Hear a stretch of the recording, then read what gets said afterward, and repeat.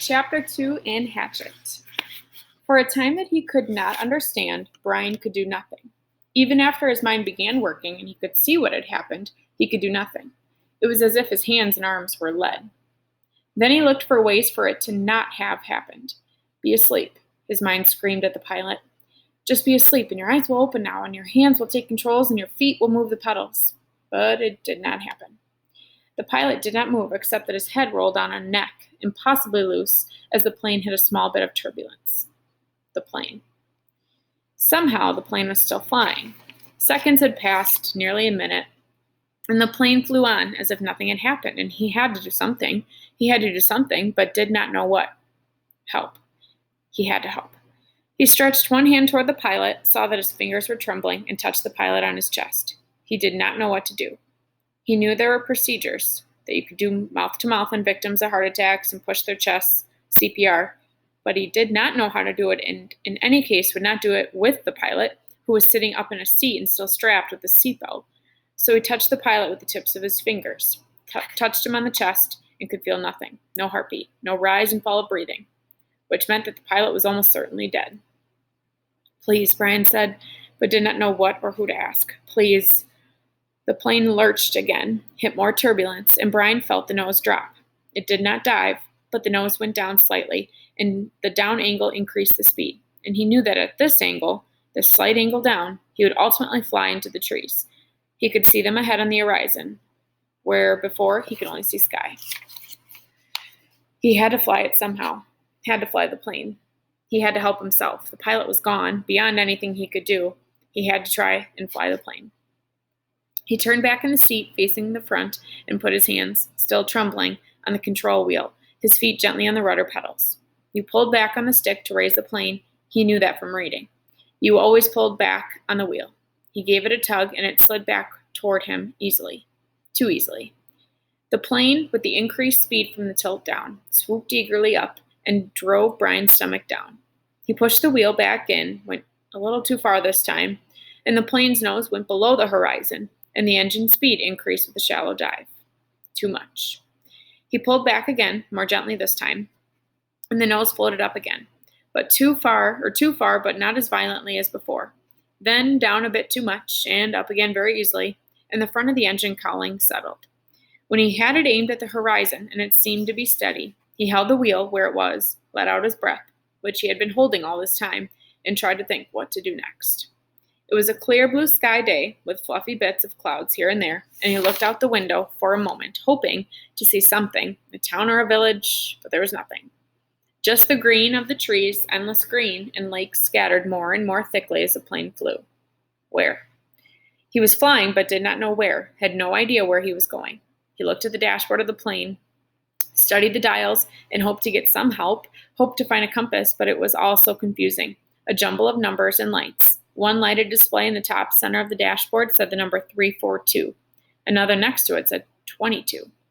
Down beneath that were dials with lines that seemed to indicate what the wings were doing, tipping or moving, and one dial with a needle pointing to the number 70, which he only thought might be the altimeter, the device that told him his height above the ground, or above sea level. Somewhere he had read something about altimeters, but he couldn't remember what, or where, or anything about them. Slightly to the left and below the altimeter, he saw a small rectangular panel with a lighted dial and two knobs. His eyes had passed over it 2 or 3 times before he saw what was written in tiny letters on top of the panel. Transmitter 221 was stamped in the metal, and it hit him, finally, that this was the radio. The radio. Of course, he had to use the radio. When the pilot had been hit that way, he couldn't bring himself to say the pilot was dead, couldn't think of it. He had been trying to use the radio. Brian looked to the pilot. The headset was still on his head, turned sideways a bit from his jamming back into the seat, and the microphone switch was clipped to his belt. Brian had to get the headset from the pilot, had to reach over and get the headset from the pilot, or he would not be able to use the radio to call for help. He had to reach over. His hands began trembling again. He did not want to touch the pilot, did not want to reach for him, but he had to get the radio. He lifted his hands from the wheel just slightly and held them waiting to see what would happen. The plane flew on normally, smoothly. All right, he thought, now to do this thing. He turned and reached for the headset, slid it from the pilot's head, one eye on the plane, waiting for it to dive. The headset came easily, but the microphone switch at the pilot's belt was jammed in, and he had to pull it to get loose. When he pulled, his elbow bumped the wheel and pushed it in, and the plane started down in a shallow dive. Brian grabbed the wheel and pulled it back, too hard again, and the plane went through another series of stomach-wrenching swoops up and down before he could get it under control. When things had settled again, he pulled at the mic cord once more, and at last jerked the cord free. It took him another second or two to place the headset on his own head and position the small microphone tube in front of his mouth. He had seen the pilot use it, had seen him depress the switch at his belt, so Brian pushed the switch in and blew into the mic. He heard the sound of his breath in the headset. "Hello? Is anybody listening to this? Hello?" He repeated it 2 or 3 times and then waited but heard nothing except his own breathing. Panic then came. He had been afraid, had been stopped with the terror of what was happening, but now panic came and he began to scream into the microphone, scream over and over. "Help! Somebody help me! I'm in this plane and don't know.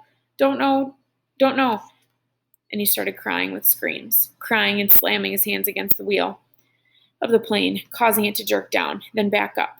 But again, he heard nothing but the sound of his own sobs in the microphone, his own screams mocking him, coming back into his tears.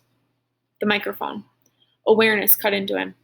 He had used a CB radio in his uncle's pickup once. You had to turn the mic switch off to hear anybody else. He reached to his belt and released the switch. For a second, all he heard was the whoosh of the empty airwaves. Then, through the noise and static, he heard a voice. "Whoever is calling on this radio net, I repeat, release your mic switch. You are covering me. You are covering me. Over." It stopped, and Brian hit his mic switch. I hear you. This is me." He released the switch. "Roger, I have you now." The voice was very faint and breaking up. "Please state your difficulty and location, and say over to signal end of transmission. Over." Please state my difficulty, Brian thought. God, my difficulty. "I'm in a plane with a pilot who has had a heart attack or something. He can't fly. I don't know how to fly. Help me." He turned his mic off without ending transmission properly. There wasn't a moment's hesitation before the answer. "Your signal is breaking up and I lost most of it. Understand? Pilot, you can't fly? Correct? Over." Brian could barely hear him now. Heard mostly noise and static. "That's right. I can't fly. The plane is flying now, but I don't know how much longer. Over." "Lost signal. Your location, please. Flight number. Location. Ver." "I don't know my flight number or location. I don't know anything. I told you that. Over." He waited, but there was nothing. Once, for a second, he thought he heard a break in the noise, some part of a word, but it could have been static. 2, 3 minutes, 10 minutes, the plane roared and Brian listened but heard no one. Then he hit the switch again. "I do not know the flight number. My name is Brian Robeson, and we left Hampton, New York, headed for the Canadian oil fields to visit my father, and I don't know how to fly an airplane, and the pilot..." He let go of the mic. His voice was starting to rattle, and he felt as if he might start screaming at any second. He took a deep breath. "If there's anybody listening who can fly me a plane, please answer." Again, he released the mic, but heard nothing but the hissing of the noise in the headset. After half an hour of listening and repeating the cry for help, he tore the headset off in frustration and threw it to the floor. It all seemed so hopeless. Even if he did get somebody, what could anybody do? Tell him to be careful? Also hopeless. He tried to figure out the dials again. He thought he might know which was speed. It was a lighted number that read 160, but he didn't know if that was actual miles an hour or kilometers, or if it just meant how fast the plane was moving through the air and not over the ground. He knew airspeed was different from ground speed, but not by how much. Parts of books he read about flying came to him. How wings worked, how the propeller pulled the plane through the sky, simple things that wouldn't help him now. Nothing could help him now. An hour passed. He picked up the headset and tried again. It was, he knew, in the end, all he had, but there was no answer. He felt like a prisoner, kept in a small cell that was hurtling through the sky at what he thought to be 160 miles an hour, headed, he didn't know where, just headed somewhere until, there it was. Until what? Until he ran out of fuel? When the plane ran out of fuel, it would go down. Period. Or he could pull the throttle out and make it go down now. He had seen the pilot push the throttle in to increase speed. If he pulled the throttle back out, the engine would slow down and the plane would go down. Those were his choices. He could wait for the plane to run out of gas, and fall, or he could push the throttle in and make it happen sooner. If he waited for the plane to run out of fuel, he would go farther, but he didn't know which way he was moving. When the pilot had jerked, he had moved the plane, but Brian could not remember how much of it had, or if it had come back to its original course.